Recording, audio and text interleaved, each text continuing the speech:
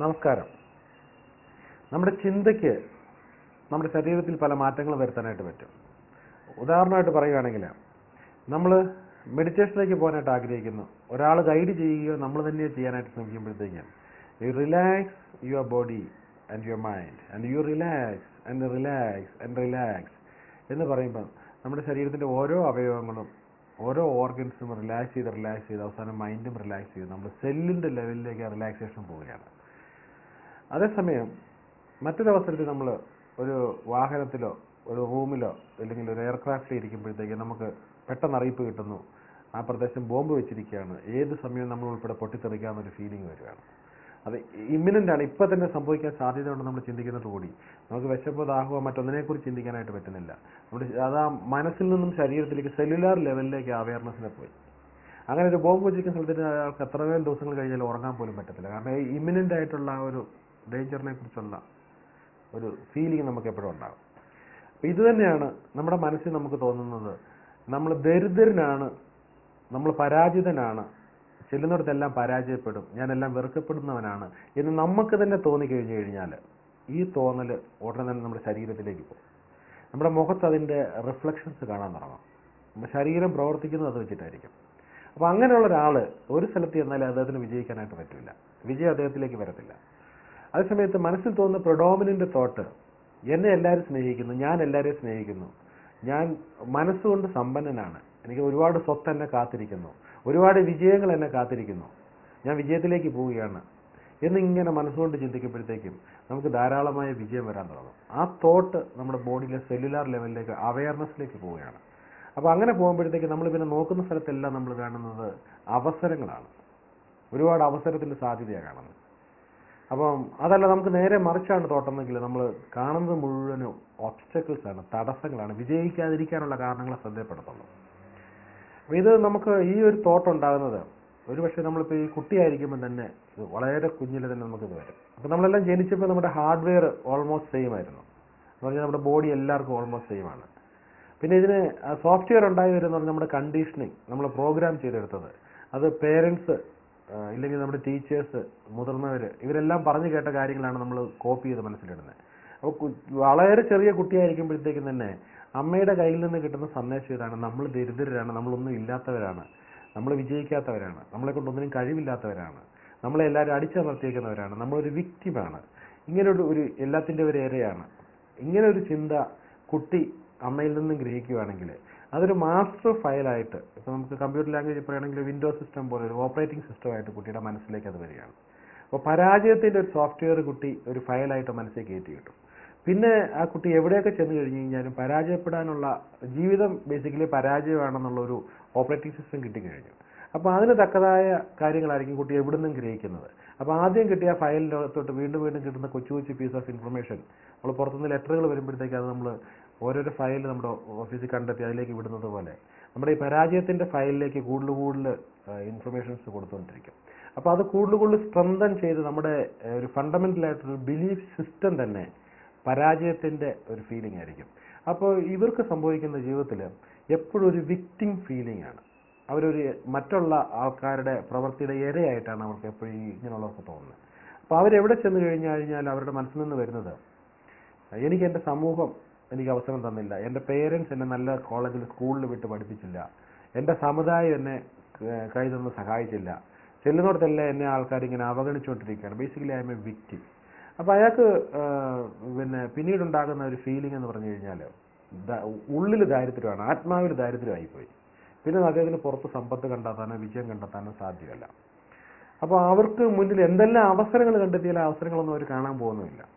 അപ്പോൾ നമുക്ക് അതിനൊരു മാറ്റം വരുത്തണമെന്നുണ്ടെങ്കിൽ ഇപ്പോൾ ഈ മനഃശക്തി പരീക്ഷണത്തിൽ ചെയ്യുന്നത് അവരെ ഡീപ്പ് മെഡിറ്റേഷനിൽ കൊണ്ടുപോയിട്ട് മനസ്സിൽ നിന്ന് ഈ ഫയലിനെ ഡിലീറ്റ് ചെയ്യണം.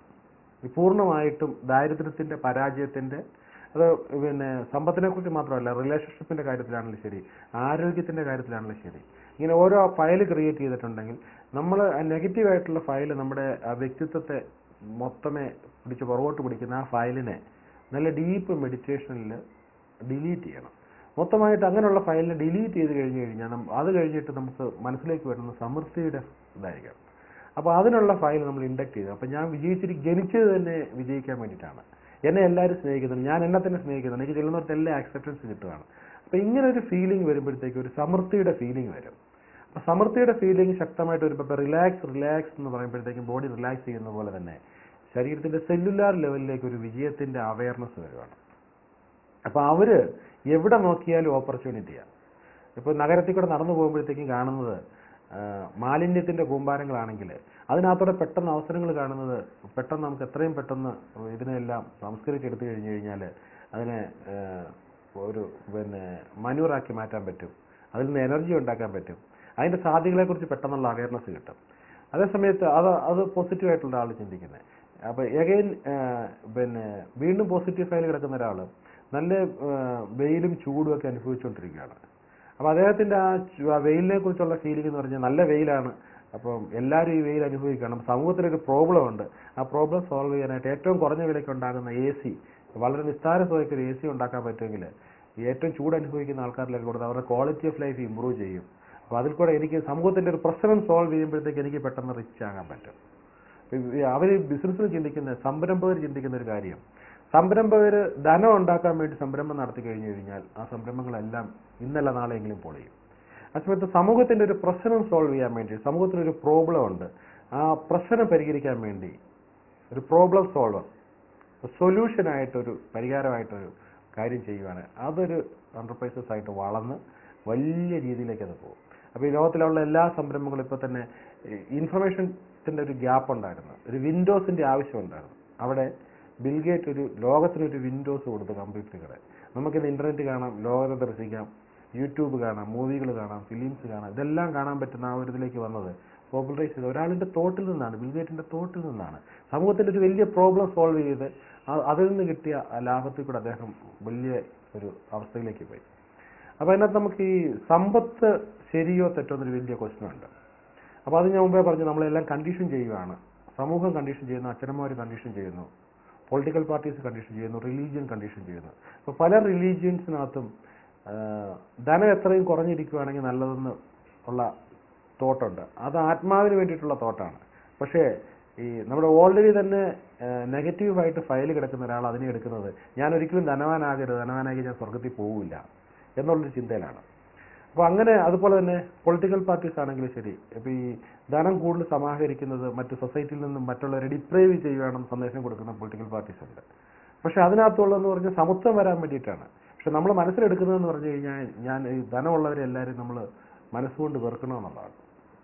അപ്പോൾ ഇവിടെ നമ്മുടെ മനസ്സിലെ തോട്ടാണ്. അപ്പോൾ ശരിക്കും പറഞ്ഞു കഴിഞ്ഞാൽ ധനം എന്ന് പറഞ്ഞു കഴിഞ്ഞാൽ basically it's an energy. Energy നല്ല രീതിയിൽ ഉണ്ടാക്കുന്ന പണം പോസിറ്റീവ് എനർജിയാണ്, ഗുഡ് മണിയാണ്. അതേകൈൻ ബാഡ് മണിയുണ്ട്, ബാഡ് എനർജി ഉണ്ട്. ഇപ്പോൾ ഒരു എക്സാമ്പിളായിട്ട് പറയുകയാണെങ്കിൽ നമ്മളിപ്പോൾ ഒരു വീട് വെച്ചു ഒരു 35 ലക്ഷം രൂപ മുടക്കി ഒരു വീട് വെച്ച് മറ്റൊരാൾക്ക് അതൊരു 50 ലക്ഷം രൂപയ്ക്ക് കൊടുക്കുകയാണ്. ഈ വാങ്ങിച്ച ആളിന് അതിനൊരു 70 ലക്ഷം രൂപയുടെ മൂല്യം ഫീൽ ചെയ്യുന്നുണ്ട്. അദ്ദേഹത്തിന് അത് വേണമെങ്കിൽ മറ്റൊരാൾക്ക് വിൽക്കുകയാണെങ്കിൽ 70 ലക്ഷം രൂപ കിട്ടുന്ന അവസ്ഥയിലാണെങ്കിൽ ഇവിടെ ഒരു വിൻ വിൻ സിറ്റുവേഷനാണ്, രണ്ടുപേരും വിജയിക്കുകയാണ്. അപ്പോൾ അവിടെ ആ 35 ലക്ഷം രൂപ ചിലവാക്കിയിട്ട് 15 ലക്ഷം രൂപ ലാഭം കിട്ടി.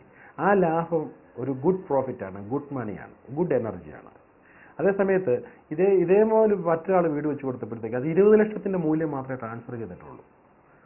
വാങ്ങിച്ച ആൾ വീണ്ടും വിൽക്കാൻ ശ്രമിക്കുമ്പോഴത്തേക്ക് അദ്ദേഹത്തിന് കിട്ടുന്ന 20 ലക്ഷം രൂപയുടെ മൂല്യം മാത്രമേ ഉള്ളെങ്കിൽ അദ്ദേഹത്തിന് അവിടെ ഒരു 30 ലക്ഷം രൂപയുടെ മൂല്യശോഷണം വന്നിട്ടുണ്ട്. ആ മൂല്യശോഷണത്തിൽ നിന്ന് മറ്റൊരാൾക്ക് പ്രോഫിറ്റ് ഉണ്ടായിട്ടുണ്ട്, അത് ബാഡ് പ്രോഫിറ്റാണ്. അപ്പോൾ ആ ബാഡ് പ്രോഫിറ്റ് കൊണ്ട് ബാഡ് എനർജിയാണ് ട്രാൻസ്ഫർ ചെയ്തിരിക്കുന്നത്. അപ്പോൾ ഈ റിസീവ് ചെയ്യുന്ന എന്തിൽ ഇങ്ങനെ ഒരുപാട് ബാഡ് എനർജീസ് നമ്മൾ റിസീവ് ചെയ്ത് കഴിഞ്ഞ് കഴിഞ്ഞാൽ ആ എനർജീസ് നമുക്കെതിരെ പ്രവർത്തിക്കും. അതേസമയത്ത് ഗുഡ് എനർജിയാണ് നമ്മൾ നോക്കുന്നതെങ്കിൽ ഈ ഗുഡ് എനർജി കൊണ്ട് നമുക്ക് ധാരാളം സമ്പത്ത്, സന്തോഷം, സമൂഹത്തിന് വേണ്ടിയിട്ട് നമുക്ക് ഒരുപാട് നല്ല കർമ്മങ്ങൾ, ഇപ്പം പല സ്കോളർഷിപ്സ് കൊടുക്കാം, പഠിക്കാത്ത കുട്ടികളെ സഹായിക്കാം, രോഗിയായിട്ട് കിടക്കുന്ന ഒരുപാട് പേരെ സഹായിക്കാം, നല്ല ഹോസ്പിറ്റൽസ് ഉണ്ടാക്കാം, ഒരുപാട് പേരുടെ ലൈഫിൻ്റെ ക്വാളിറ്റി നല്ല പണം വെച്ചിട്ട്. അപ്പോൾ പണം നമുക്കുണ്ടെങ്കിൽ നല്ല ആൾക്കാരെ കൂടുതൽ നല്ലവരാക്കും.